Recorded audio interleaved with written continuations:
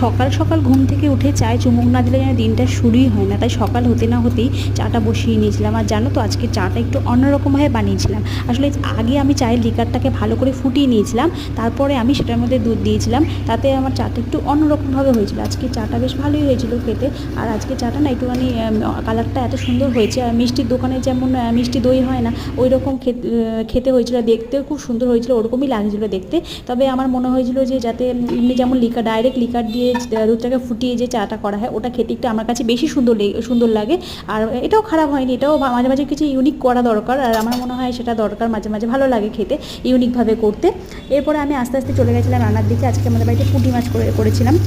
আর আমার বর না পুঁটি মাছ খেতে ভীষণ ভালোবাসে, পুঁটি, মোরলা এই সমস্ত জিনিস খেতে খুব ভালোবাসে। ছোটো ছোটো মাছগুলো আমার একদম ভালো লাগে না, শুধুমাত্র কাটার ভয়ে আমার মনে হয় যে বড় বড় মাছ ঝামেলা নেই কোনো, এই জন্য আমার বড় মাছই ভালো লাগে। ছোটো মাছগুলো আমি যতটা সম্ভব অ্যাভয়েড করার চেষ্টা করি, কিন্তু কিছু করার নেই, বড়